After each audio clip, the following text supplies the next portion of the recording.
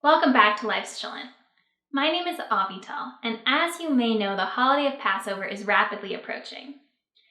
And I'm sure if you are someone who is observing Passover, you are deep in the midst of Passover cleaning and Passover cooking and Passover preparation. And it can feel like a whole lot. And there's an idea that I started to develop in Parshat Bo that I wanted to share with you that I hope will bring you a lot of comfort and reframe a little bit the Passover preparations. And that idea really relates to matzah.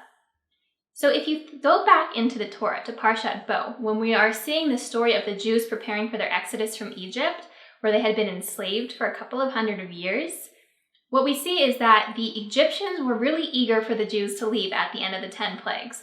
They were pushing them out. And the Jews didn't have enough time for their preparations. They were trying to get all of their things together. They were hurrying to prepare to have provisions. And in the process, they were trying to make bread. And their bread didn't have enough time to rise because they were being, again, pushed out. They were in a hurry. And so they ended up with matzah. And so matzah is often seen as the bread of affliction and the bread of freedom. It was affliction because they weren't in charge of their own time. They were slaves at this point.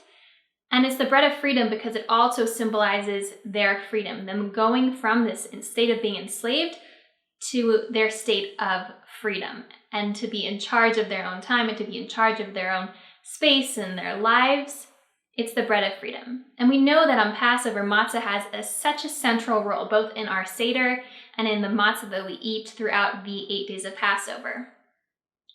And when you think about matzah, you can definitely make the analogy that the Jews were striving for bread and they ended up with matzah. It wasn't what they expected.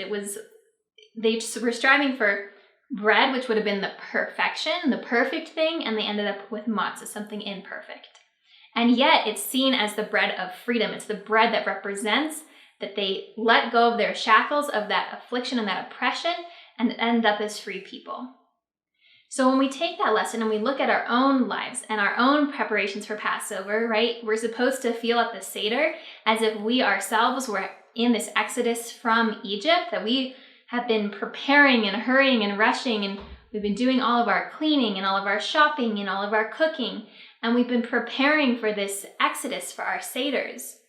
And we want it to be bread, we want it to be perfect, we want it to be everything to be spotless and the food to be delicious. And, that's what we aspire to.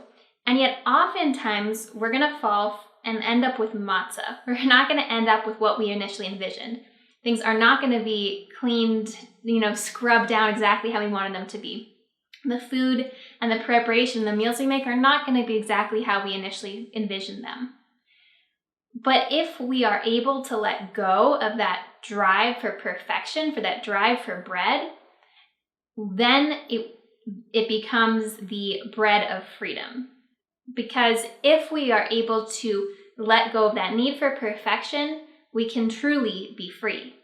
We can truly be free of that pressure and that intensity that we put upon ourselves to be perfect all the time. Because we are not perfect. God did not design human beings to be perfect. And I think that the analogy of taking matzah as the bread of our freedom, as a symbol that we are not supposed to be perfect, we are supposed to be okay with how we end up, being okay, being matzah, then we can truly be free. And we can truly arrive at that Seder and say, no, it's not exactly what I wanted it to be, but it is exactly what it's supposed to be. It's exactly matzah. It's exactly that freedom. So I hope you take that idea with some comfort that not everything has to be perfect for Passover, and in life in general, the idea, yes, relates really beautifully and closely to Passover, but can truly be extended to all aspects of our life where we're striving for bread and we end up with matzah. And that is okay, and that is beautiful, and it's not like we didn't do anything, we still got to matzah. Matzah, which has become this beautiful, beautiful symbol over Passover of our freedom. So I wish you all a wonderful, a happy Passover. And I look forward to speaking with you next time.